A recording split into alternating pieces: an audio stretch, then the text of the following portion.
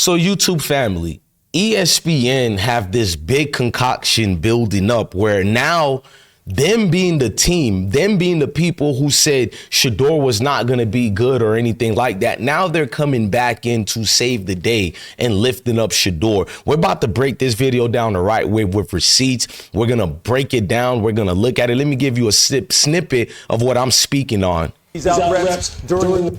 No, Green, you know, it's not ridiculous as long as they are able to. When I heard Dan Graziano talking about this morning earlier on ESPN radio, yeah, I listened to it when I'm in my car in the morning. It's all as long as they can get him enough reps. And it sounds like Kevin Stefanski is aware of the fact that in order to create a real quarterback competition, he has to kind of change some things in terms of the way he divvies out.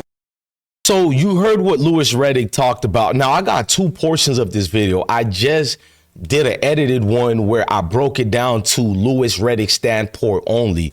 But on this video, I'm going to expose ESPN being fakes, being the main culprit who tarnished Shedeur's draft dream, the main people who colluded with the NFL as well to embarrass Deion Sanders and Shedeur Sanders and Colorado players. We got proof of that, bro. We already been dropping proof. So let's just give me my theme song already so I can start this bit. I've been broke so many times, I don't know what to believe. Mama say it's my fault, I wear my heart on my sleeve. Niggas bless up on my...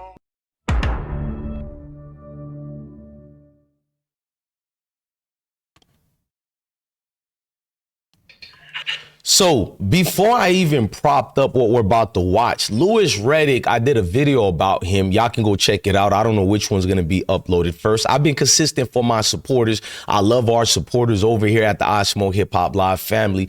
But ESPN, I've been telling you guys, normally I don't make videos like this. I do hard-hitting journalistic duties, but I feel like this is part of real journalism, bro.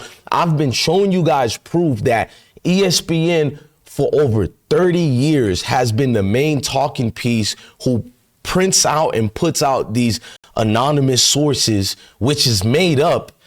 It's what they get paid to do. They'll build you up, break you down, and then come back in the mix to save you like most liberals do. Just like the civil rights movement, just like all these, they implement laws that they claim is in favor for you, but it'll have a trickle effect and a domino effect in that said so community in the next 10, 20, 30, 40 years. That's going to be taking probably over 200 years to come back from. I don't think you pay attention to me.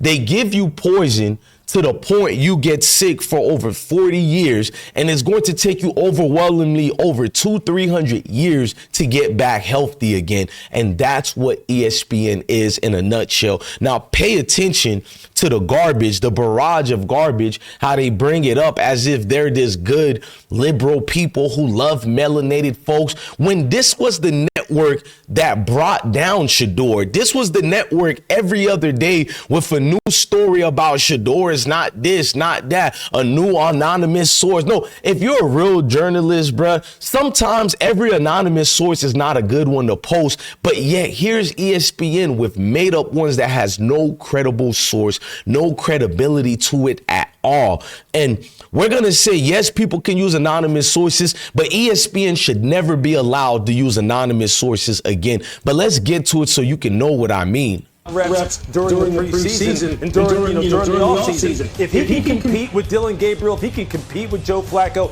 he can compete with Kenny Pickett. Right. There's a very good chance that if this is an organic competition with a level playing field. Don't forget that word, Louis said. I did it on the other video. If it's an organic competition, but the fact that Kevin Stefanski doesn't favor Shedeur at all, so I doubt it he'll be given a real chance, but I'll keep hope and leave hopes to God. And the organization that the Browns is, will it be an organic competition, or is this a humiliation ritual again?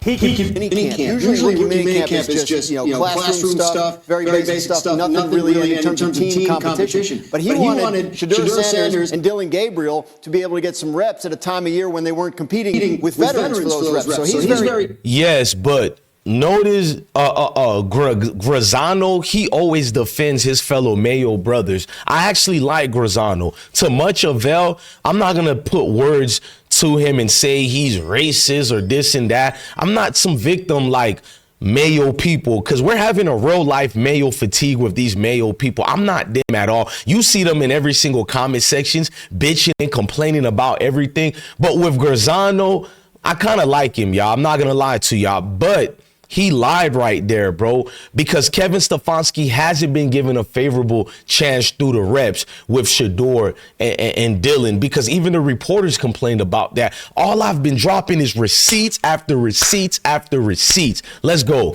Conscious Stefanski is of trying to make this as good, as close to competition as possible among all four.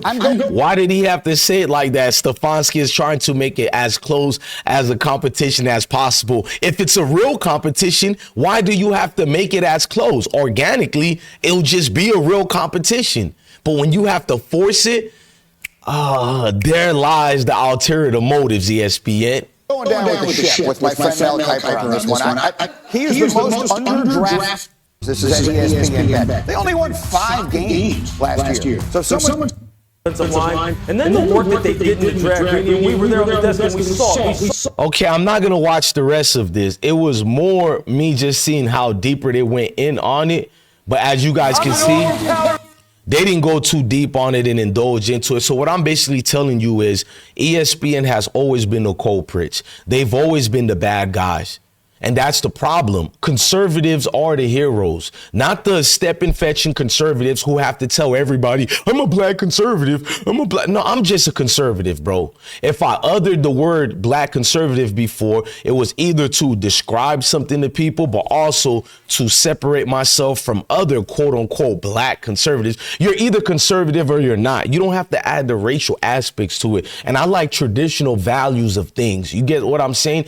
ESPN comes along as the narrative of a hero, whatever, bro. They're not the hero, bro. The antagonist, whatever you want to call them, they're the creators of the movie themselves. So they dictate and depict you in certain foul type of ways, bro. They'll make you look like some type of ghetto criminal on one segment alone that'll last for the next 8 years. They've done the same crap to Lamar Jackson. They even tried to do it to Kyler Murray. I don't think a lot of y'all remembered that. Thank God Kyler Murray was still favored as the #1 pick. But yes, ESPN was the ones highlighting his baseball videos and all, and then started pouncing upon Kyler with anonymous sources. And then when he almost fell, they tried to pick him back up. And it's like, I've always called out ESPN for doing this. Don't fall for the tricks. Don't fall for the tick for tax. This organization is not your friend. If you think I'm lying, try to watch one episode of any show that ESPN have, and I'll pay you money to tell me if you watched over 30 minutes of that garbage.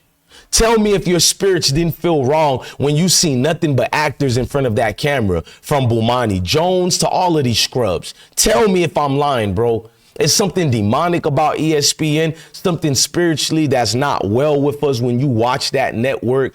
I mean, how you can't tell the most evil-spirited people work at ESPN.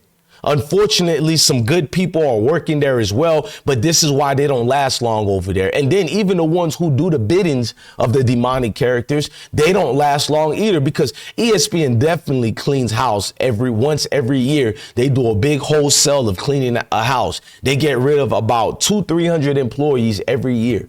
And you don't know why it's a dying brand. I mean, they're affiliated with the Mickey Mouse dude. Yeah, Mickey Mouse owns ESPN. That's all you need to know about Walt Disney. I urge you to go do your homework. I implore you to go do your due diligence and research what I meant by that, because I'm not about to explain that on YouTube. You dig what I'm saying? Look, I'm DJ Bless, one of the best one, man. Love your family, love your kids, and stay blessed. Never forget, with this sports stuff, it's always going to be deeper than football and deeper than football. But at the end of the day, in reality, it's deeper than sports. It's bigger than sports.